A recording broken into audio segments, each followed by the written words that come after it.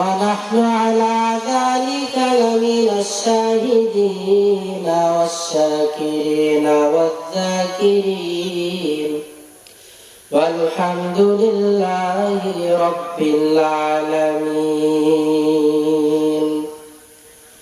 হাজারো ব্যথা বেদনার পরে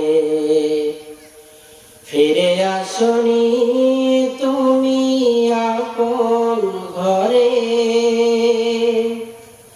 দিনের আলো তুমি ছড়িয়ে দিতে চলে গেলে মদিনায় মক্কা ছেড়ে হে রাসূল। তোমাকে ভুলি আমি কেমন করে, খেয়ে না খেয়ে দিন প্রচারের কাজে নিজেকে দিয়েছ বিলিয়ে, তায়েফের কাফেরেরা চিনল না সে আলো, দুষ্ট ছেলেদের পিছু দিল লেলিয়ে, পাথরের আঘাতে ক্ষত বিক্ষত হয়ে সারা শরীর থেকে রক্ত ঝরে হে রাসূল। তোমাকে ভুলি আমি কেমন করে, লা ইলাহা ইল্লাল্লাহ, লা ইলাহা ইল্লাল্লাহ, লা ইলাহা ইল্লাল্লাহ মুহাম্মাদুর রাসূলুল্লাহ। আলহামদুলিল্লাহ, আজকের এই মহতি জলসা আপনাদের অক্লান্ত পরিশ্রমের ফল। আল্লাহ পাক সকলের সকল শ্রমকে জান্নাতের বিনিময়ে কবুল করেন, সকলেই বলে আমিন। আমি মহাগ্রন্থ পবিত্র কোরআনুল কারীম থেকে আয়াত কারিমা তেলাওয়াত করেছি। আয়াত ও হাদিসকে সামনে রেখে কিছু কথা বলবো ইনশাআল্লাহ। বর্তমান আমরা মুসলিম জাতি, আমাদের অবস্থা বড়ই করুণ। সারা বিশ্বের মুসলিম জাতি আজ এক অশান্তির বেড়াজালে আবদ্ধ। মুসলমানরা আজ ইহুদি খ্রিস্টান বেঈমান নাস্তিকদের হাতে লাঞ্ছিত, বঞ্চিত, নিষ্পেষিত, অবহেলিত, অত্যাচারিত, নির্যাতিত, অপমানিত, অপদস্থ। কথা বলেন ঠিক কিনা? এর পেছনে একটাই কারণ যে মুসলমান তাদের সামাজিক জীবন, পারিবারিক জীবন, রাষ্ট্রীয় জীবন পরিচালনা করার ক্ষেত্রে মহাগ্রন্থ পবিত্র কোরআনুল কারীম থেকে নিজেদেরকে অনেক দূরে সরিয়ে নিয়েছেন। আল্লাহ পাকের হাবিব বলেছেন, দুইটি জিনিস আমি রেখে যাই, এই দুইটি জিনিসকে যদি তোমরা আঁকড়ে ধরতে পারো তাহলে তোমরা কখনো পথভ্রষ্ট হবে না। এক নম্বর কিতাবুল্লাহ, দ্বিতীয়ত সুন্নাত রাসূলি, আল্লাহ পাকের কিতাব ও রাসূল করিম সাল্লাল্লাহু আলাইহি ওয়াসাল্লামের সুন্নাত। বড় দুঃখজনক হলেও সত্য যে আজকে কিতাবুল্লাহ অনুকরণ করতে আমরা যথেষ্ট পরিমাণ অনেক পিছনে। এজন্য আমাদের জিন্দেগিতে, আমাদের জীবনের সমাধান পাইতে চাইলে, আমাদের প্রত্যেকটা সেক্টরে যদি আমরা শান্তিতে বসবাস করতে চাই, সমাধান পাইতে চাই, তাহলে আমাদেরকে অবশ্যই ফিরে আসতে হবে কোরআনের দিকে। সমাধান চাও যদি জীবনে মরণে, ফিরে যাও ঘুরে তাকাও চোখ রাখো কোরআনে, তবেই পাবে সুখ শান্তির ঠিকানা, মেনে নিতে পারো যদি মনে প্রাণে। সমাধান চাও যদি জীবনে মরণে, ফিরে যাও ঘুরে তাকাও চোখ রাখো কোরআনে। আমার ভাইরা, আল্লাহ রাব্বুল আলামিন এই জন্য মহাগ্রন্থ পবিত্র কোরআনুল কারীমের মধ্যে বলেছেন, ومن أعرض عن ذكري فإن له معيشة ضنكا ونحشره يوم القيامة أعمى যারা নাকি কোরআনের বাণী থেকে, যারা নাকি কোরআনের নসিহত থেকে নিজেদেরকে বিরত রাখে, আমার ভাইরা, আল্লাহ রাব্বুল আলামিন বলেন তাদেরকে দুনিয়ার মধ্যে হতাশা গ্রাস করে। ওই সমস্ত ব্যক্তিদেরকে আল্লাহ রাব্বুল আলামিন দুনিয়াতে লাঞ্ছিত, বঞ্চিত, অপমানিত আর অপদস্থ করেন।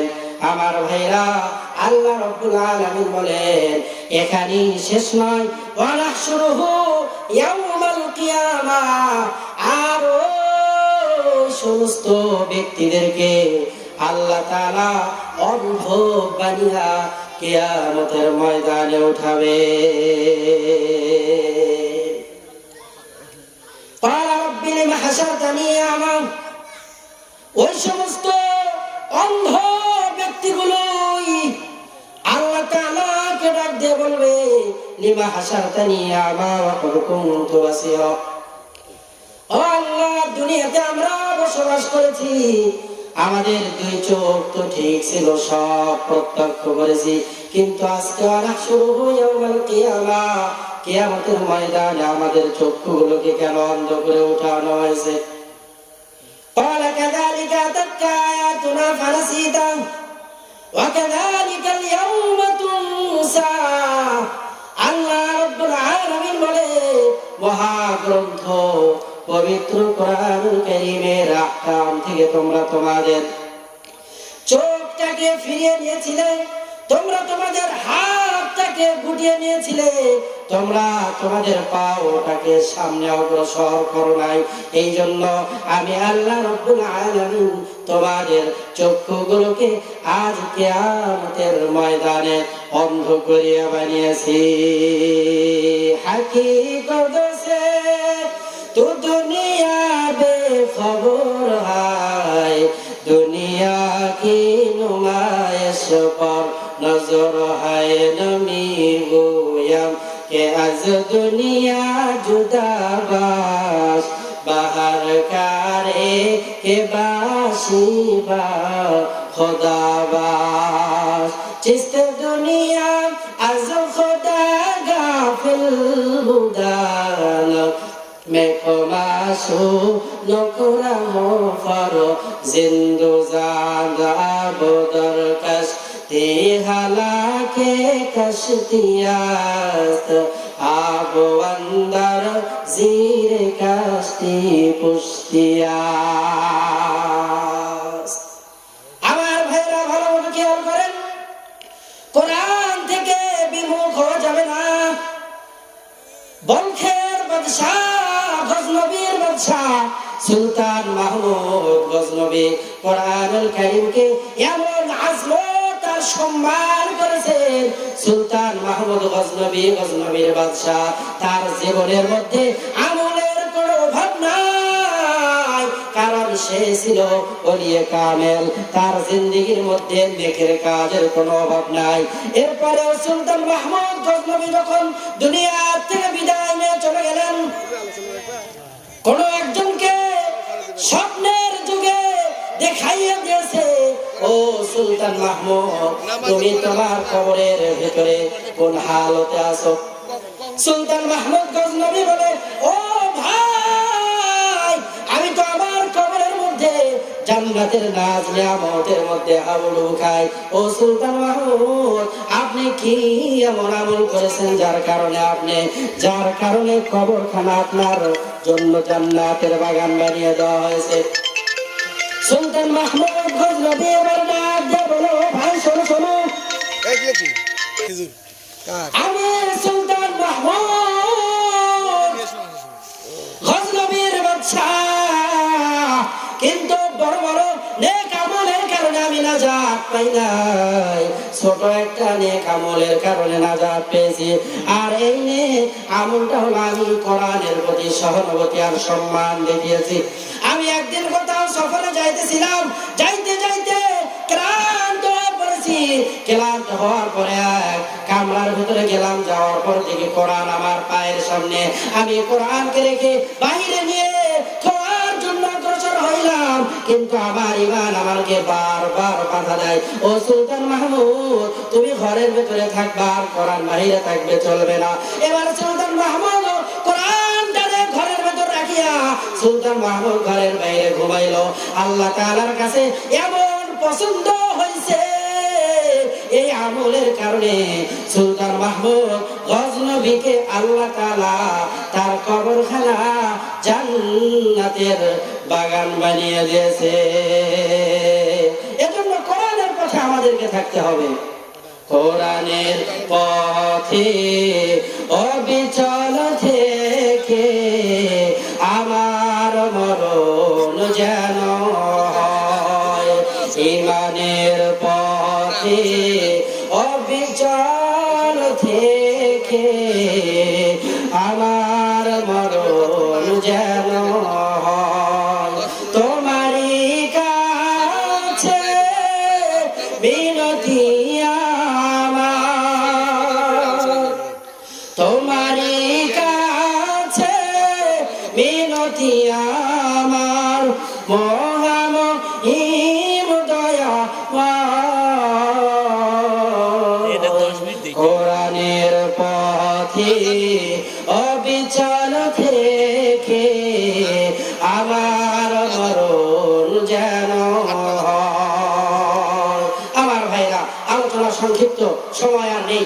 এজন্য কোরআনের পথ থেকে আমাদের মরণ যেন হয়। এই কোরআনই হুকুমত কায়েম করার জন্য আবারও যদি ডাক আসে এদেশের মধ্যে আলেম ওলামাদের পক্ষ থেকে, তাহলে কোরআনী বিধান কায়েম করার জন্য, এদেশে কোরআনের রাষ্ট্র হিসেবে কায়েম করার জন্য যদি ডাক আসে, আমিরে জামাতের পক্ষ থেকে যদি ডাক আসে, আমিরে খেলাফতের পক্ষ থেকে, আমিরে চরমনায়ের পক্ষ থেকে, তাহলে ময়দানে ঝাঁপিয়ে পড়ে আমাদের পক্ষ থেকে রক্ত দিয়ে ইসলামের হুকুমত এদেশে কায়েম করবই করব ইনশাআল্লাহ। আল্লাহ তাআলা আমাদেরকে তৌফিক দান করেন। আমা তৌফিকি ইল্লা বিল্লাহ।